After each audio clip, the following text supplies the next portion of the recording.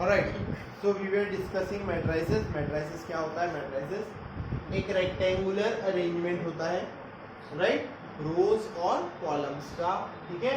फिर उसके बाद क्या होती है? रोज होती है हॉरिजॉन्टल, कॉलम्स क्या होते हैं?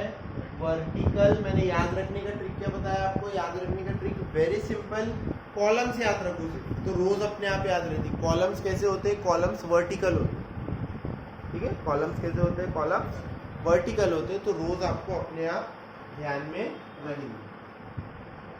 ऑलराइट, सो नेक्स्ट मैं बता रहा था आपको what is equality of matrices. यानी अगर कभी ऐसा लिखा है कि टू मैट्रिसेस आर इक्वल, दो मैट्रिक्स क्या है?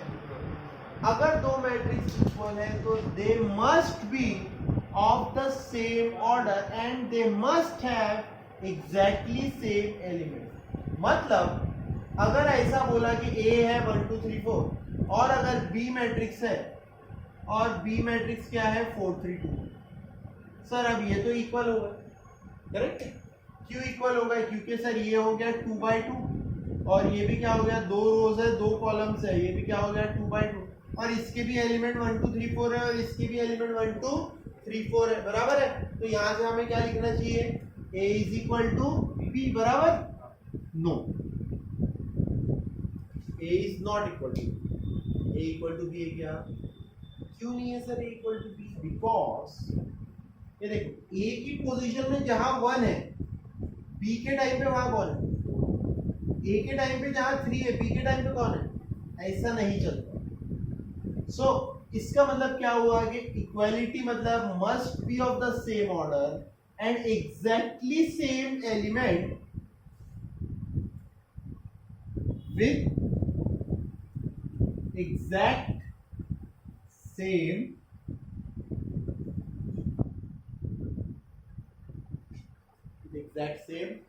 मतलब अगर A is equal to B बनाना है तो सर आपका B भी डेफिनेटली क्या आना चाहिए?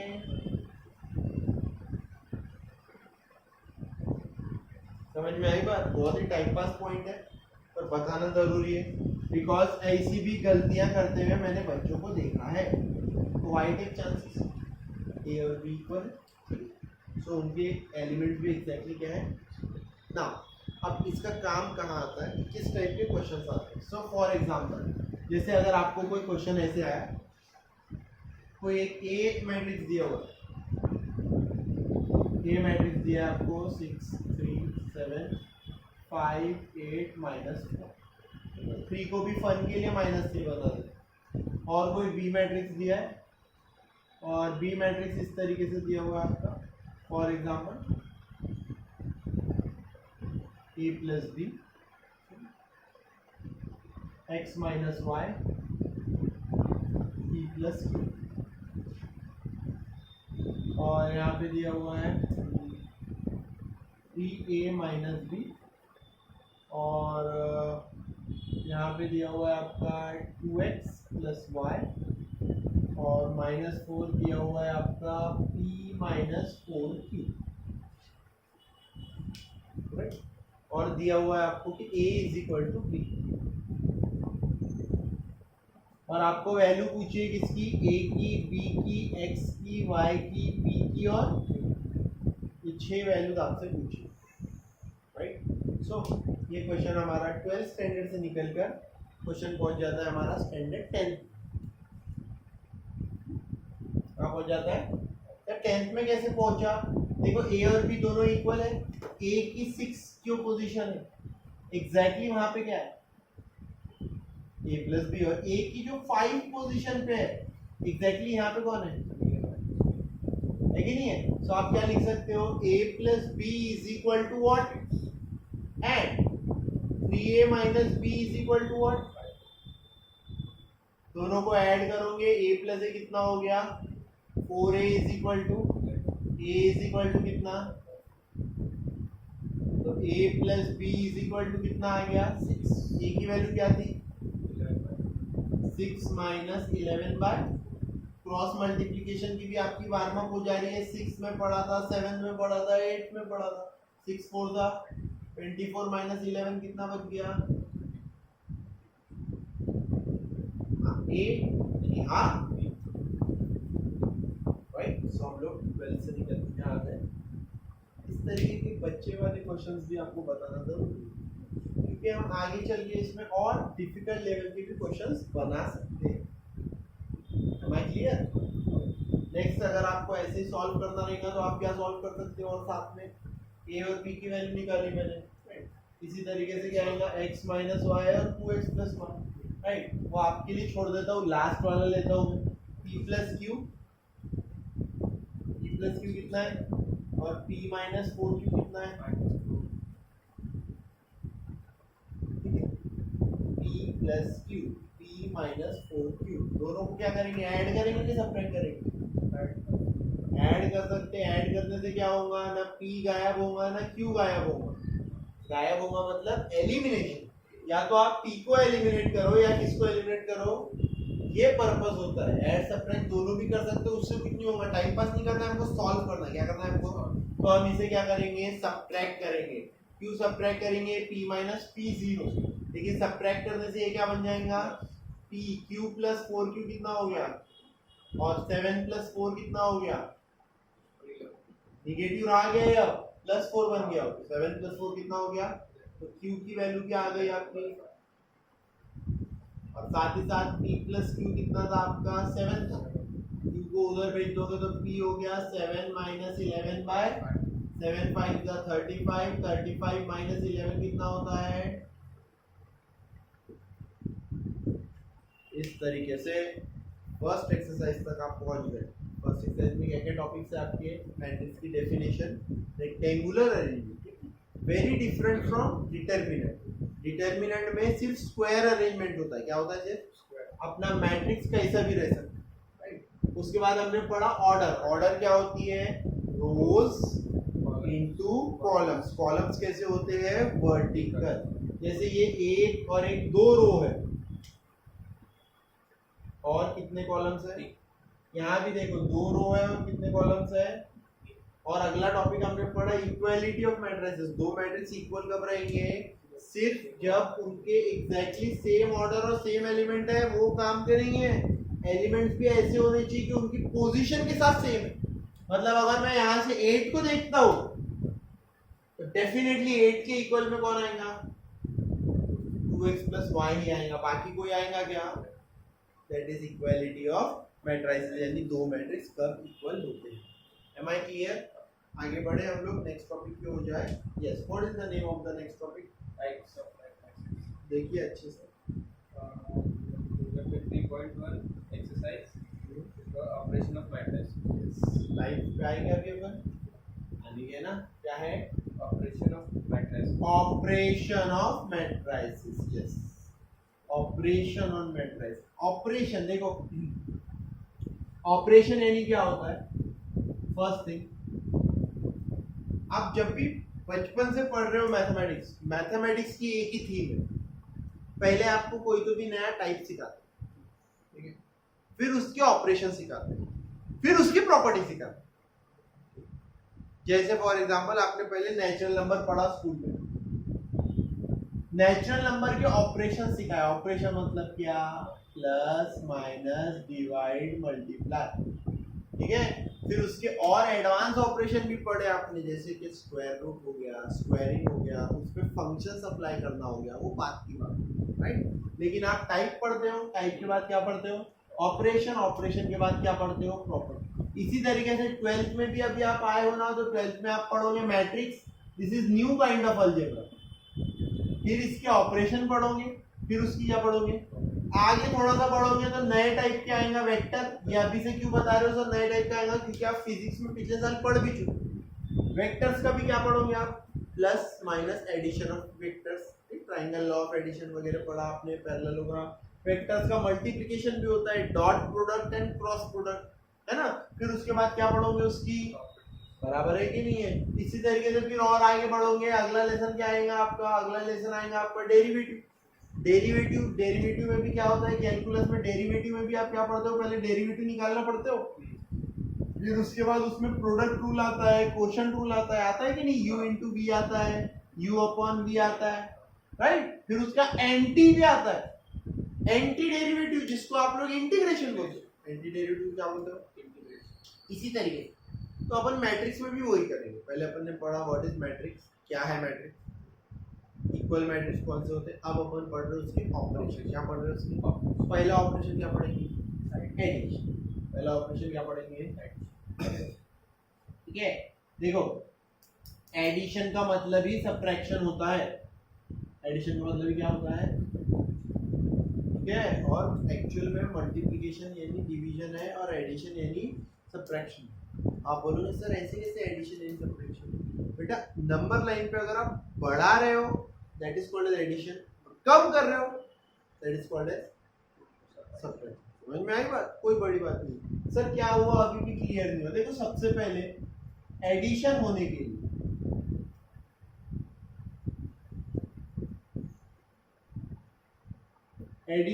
के लिए मैट्राइसिस का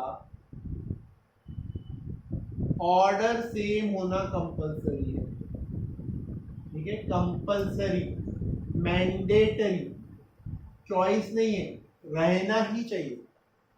जैसे आपने ए मैट्रिक्स लिया, आपने 9 8 4 -2। ठीक है, ये क्या हो गया आपका 2/। और आपने बी मैट्रिक्स लिया 4 6 4 1। चलिए आपने ये भी क्या है, तब आप क्या लिख सकते हो a प्लस, बिकॉज एडिशन यहाँ पे पॉसिबल है।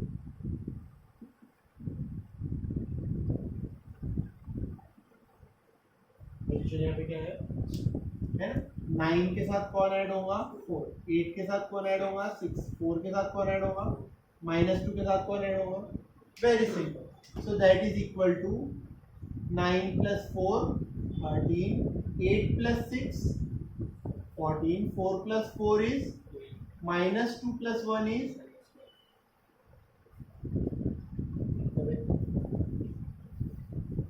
इसी तरीके से अगर मैं क्या बोलता,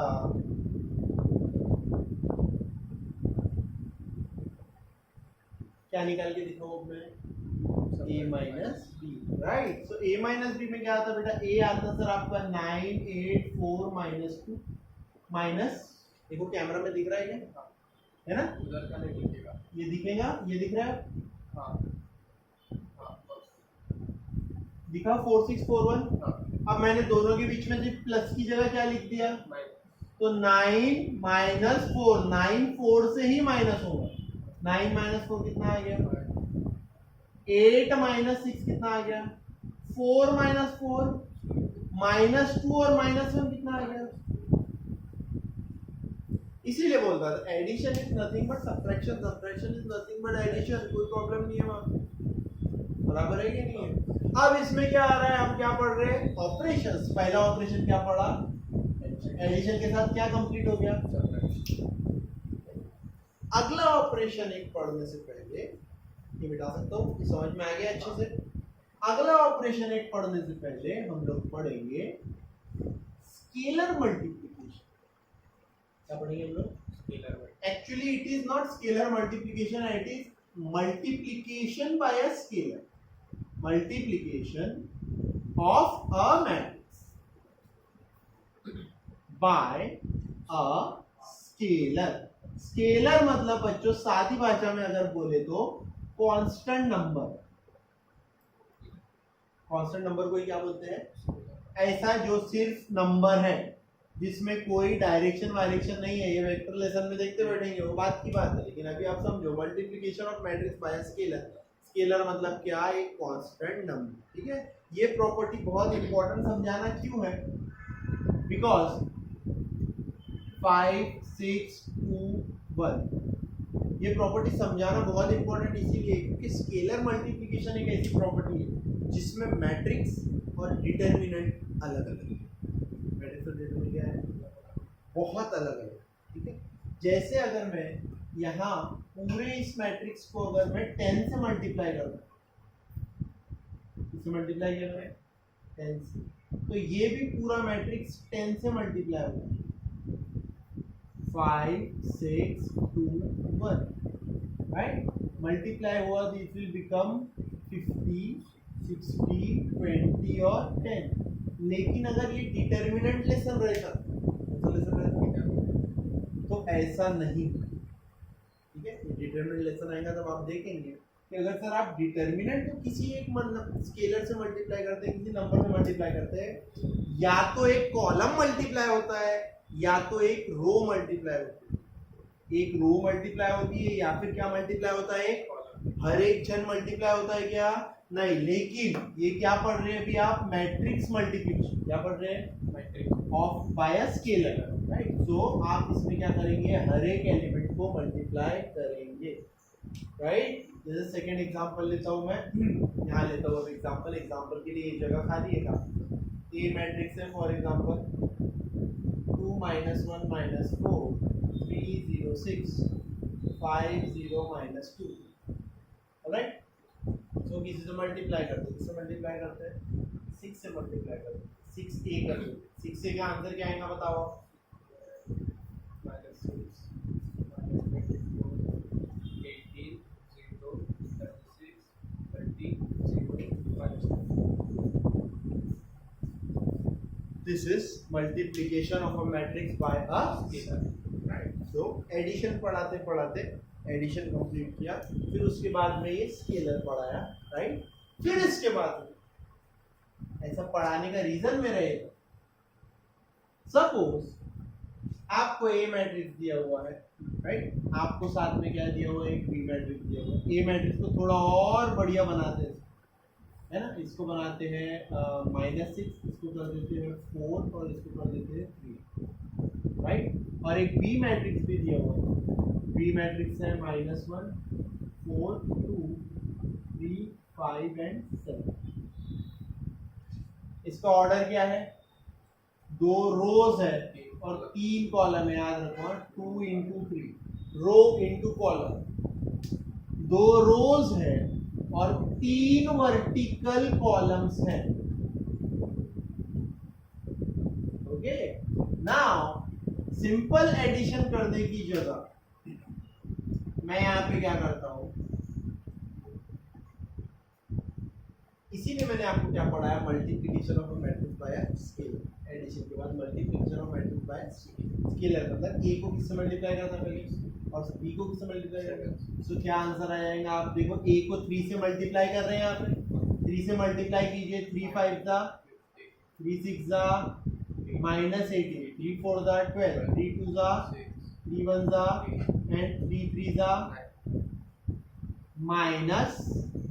-7 into b, -7 into b, right. तो अभी बीच में अगर माइनस रख रहा हूँ, बीच में क्या रख रहा हूँ, मतलब सिर्फ 7 से मल्टीप्लाई कर रहा हूँ, कितने मल्टीप्लाई कर रहा हूँ, या पूरा -7 से मल्टीप्लाई करता तो फिर आप प्लस लिखना पड़ेगा, तो डिप में नहीं जाएंगे, पहले 7 से मल्टीप्लाई करेंगे, -7 into -1, राइट। 7 4 दा 7 2 दा 7 3 दा 7 5 दा 7 7 दा, इन दोनों के बीच में क्या है, दोनों मैट्रिक्स के बीच में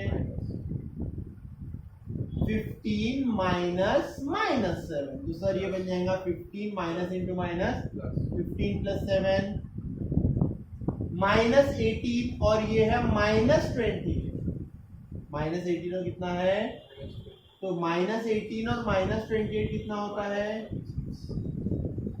12 - 14, 6 - 21, 6 छोटा है 21 बड़ा है, 6 - 21, 3 - 35, 9 - 49, सर 9 - 49 कितना आ रहा है, ये निकल गया आपका कितना, 3a - 7b। समझ में आई बात। तो ऑपरेशन में हमने क्या पढ़ा, एडिशन मतलब सब्ट्रैक्शन भी पढ़ लिया, और हमने क्या पढ़ लिया, मल्टीप्लिकेशन बाय अ स्केलर। समझ में आ रहा है। जहां जहां नोट्स लेना है पॉज करना, वीडियो लिख देना, राइट। नेक्स्ट टॉपिक का नाम क्या है, प्रॉपर्टी। इसकी प्रॉपर्टी दूंगी scalar multiplication, right. Matrices, addition की, सब्ट्रैक्शन। सो डिवाइड नहीं आएगा, नहीं डिवाइड नहीं आएगा, डिवाइड नहीं आएगा। डिवाइड आने के लिए नहीं, ये जो डिवाइड आने के लिए एक नई चीज आती है मैट्रिक्स के डिवीजन में लेकर इनवर्स करके आता है, वो आगे पढ़ेंगे। ठीक है, डिवाइड नहीं करते हम लोग, क्या लेते हैं? अभी हम लोग क्या पढ़ रहे हैं? Properties of matrix addition.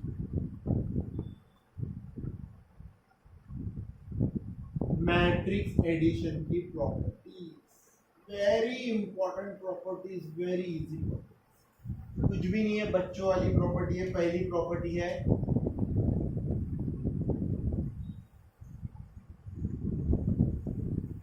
मतलब आप a प्लस बी को क्या लिख सकते हैं?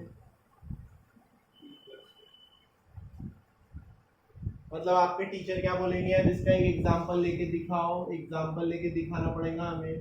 a प्लस बी, ये कितना है? 4 2 9 3। b कितना है आपका? 1 1 1 4। ठीक है, तो आप बताओ a प्लस बी कितना आएगा? 4 प्लस 1 2 प्लस 1 9 प्लस 1 और 3 प्लस 4 7।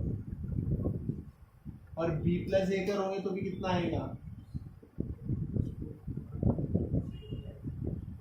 आएगा कि नहीं आएगा? इसको बोलते हैं कम्यूटेटिव। इसी तरीके से इसी का भाई है associative. This is just time pass और कुछ भी नहीं है। a plus B plus C is equal to a plus B plus C. पहले आप a प्लस बी करो, बाद में प्लस सी करो, या पहले a करो बाद में क्या करो? बात समझ में आ जाएगा। इस तरीके से एकदम इजी प्रॉपर्टी आपको easy।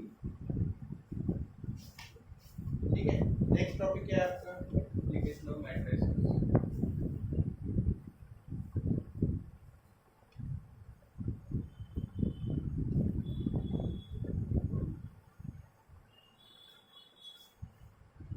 Multiplication of matrix. हाँ, एक चीज और बताना रह गया मेरे दिमाग में। a प्लस बी है, अभी इसमें स्केलर मल्टीप्लिकेशन भी पढ़ा दिया ना मैंने। तो यानी कैसे, एक वो प्रॉपर्टी भी बता दो बोलते तो सर, अगर a प्लस बी को आपने k से मल्टीप्लाई करो,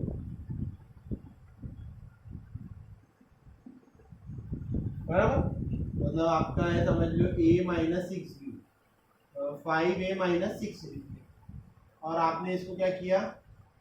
7 से मल्टीप्लाई किया तो कितना आ जाएगा?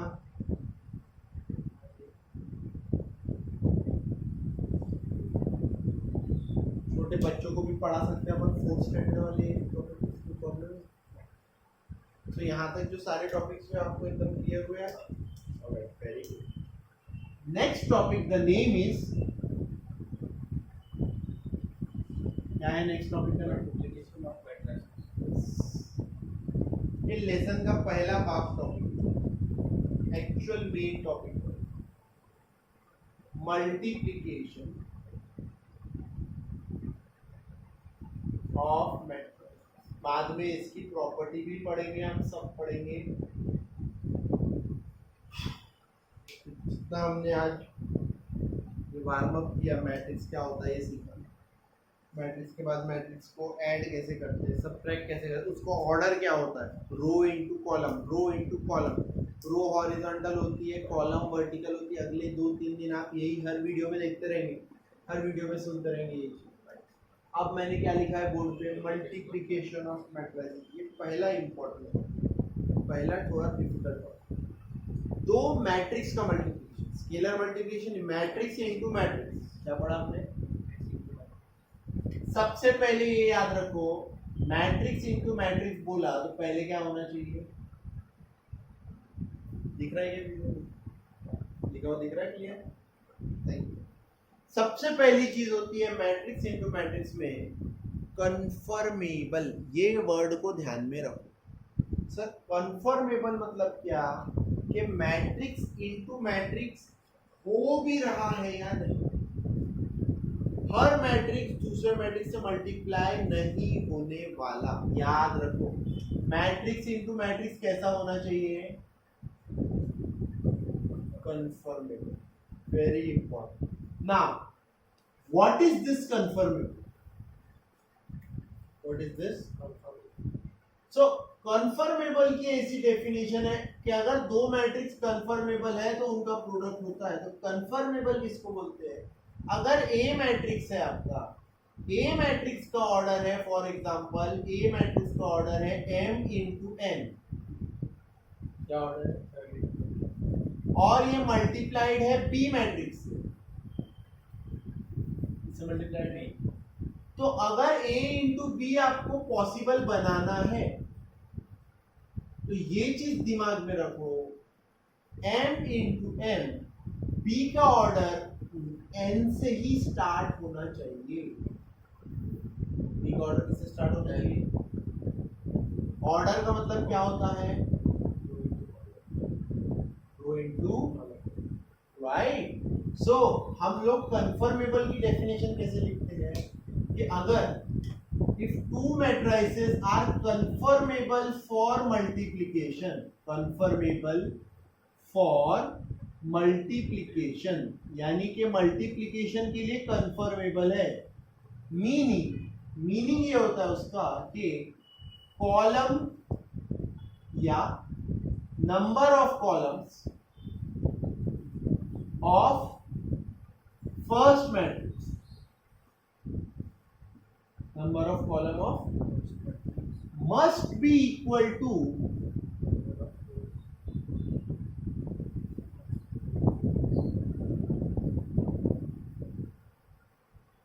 and this is everything you need to know about the multiplication first. Multiplication के बारे में जो आपको जानना है वो ये पहली इम्पोर्टेंट चीज़ है, इसे आप जानो और ध्यान में रखो। क्या कि अगर दो मैट्रिक्स कन्फर्मेबल है तो उनका पहले मैट्रिक्स का नंबर ऑफ कॉलम्स और दूसरे मैट्रिक्स का नंबर ऑफ रोज ये क्या होना चाहिए? होना ही चाहिए। मतलब कि अगर सर आपके पास ए बी मैट्रिक्स है तो ए मैट्रिक्स अगर आपका फॉर एग्जांपल 6/4 का है, ए मैट्रिक्स का क्या है, इसे आपने अगर सर बी मैट्रिक्स से मल्टीप्लाई किया तो 6/4 रोज इनटू कॉलम्स, इसकी कितनी कॉलम्स है? इसका ऑर्डर 4 इंटू समथिंग होगा। क्या होना चाहिए? डजंट मैटर कि 4 इंटू क्या है, समझ में आएगा बात? 4 इंटू अगर x तो ये x समझ में आएगा। 4 इंटू अगर समझ लीजिए यहाँ पे 4 इंटू 9 है, 4 इंटू क्या है, तभी ए बी पॉसिबल है। क्या पॉसिबल है? A B. ना अब मैं ये भी बता देता हूँ बात इसकी कि अगर ये m इंटू n है और ये अगर n इंटू p है तो आंसर जो आता है वो आता है m इंटू p। n क्या हो जाता है? गायब हो जाता है। यहाँ पे 6 इंटू 4 है और 4 इंटू 9 है तो 4 क्या हो जाता है? क्या आता है? ए बी का ऑर्डर क्या आता है? 6 इंटू, ए बी का ऑर्डर क्या आता है? सो याद रखिए बहुत इंपॉर्टेंट चीज कि मल्टीप्लिकेशन ऑफ मैट्रिसेस पहले क्या होना चाहिए? कंफर्मेबल होना चाहिए। कंफर्मेबल का मतलब क्या है? पहले वाले की number of columns of first matrix must be equal to number of rows of the second matrix. Only then the multiplication is defined. Only then the multiplication is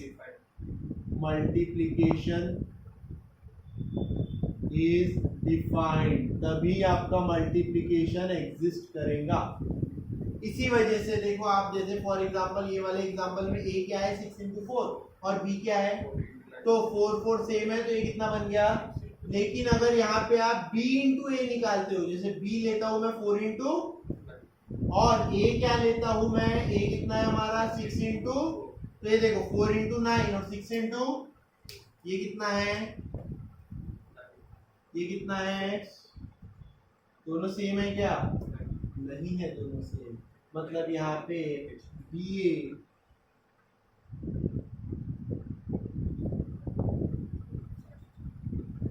ये एग्जिस्ट करेगा क्या? यानी कि आप ये भी लिख सकते हैं या फिर कोई भी लिखा रहेगा बी ए इज नॉट, बराबर है। तो आप याद रखो कि हर बार ए भी डिफाइंड है तो बी ए भी डिफाइंड रहेगा क्या? Not compulsory. ए भी डिफाइंड है तो बी ए डिफाइंड रहेगा क्या? नॉट कंपल्सरी, जरूरी नहीं। इसको बोलते हैं मैट्रिक्स मल्टीप्लिकेशन। सबसे पहले हमने चेक करवाई आपसे कंफर्मेबिलिटी। अब हम ये बताएंगे आपको कि एक्चुअल में मल्टीप्लिकेशन कैसे होता है, how the multiplication is perform, right? Beta दूं? Number of rows of the first matrix should be equal to the number of columns of the number of columns of the first matrix should be equal to the number of rows of the second. number of columns of the first should be equal to the rows of the second। ठीक है, तो ज्यादा English में याद नहीं रखना है। कैसा? पहले वाले की एंडिंग और सेकंड वाले की स्टार्टिंग। पहले मैट्रिक्स की एंडिंग, सेकंड मैट्रिक्स की स्टार्टिंग। ठीक है, रोज इनटू कॉलम्स, रोज इनटू कॉलम्स, इसके कॉलम्स और इसके, ठीक है, राइट है ना? तो एक दो एग्जांपल लेते हैं फॉर फन। ए है आपका जैसे 6 इंटू 7 और बी है आपका 7 इंटू 4। ए बी कितना आएगा आपका 6 इंटू 4, राइट? 7 7 सेम है ना? जैसे आपका फॉर एग्जांपल ए है 3 क्रॉस 8 और बी है 8 क्रॉस, ए बी कितना आएगा आपका 3 क्रॉस 1 का, राइट? जैसे आपका ए है 9 क्रॉस 5 और बी है आपका 6 क्रॉस 2, ए बी कितना आएगा? नहीं होता सर, ये 5 है, ये कितना है सर? 6, तो यहाँ पे क्या आ जाएगा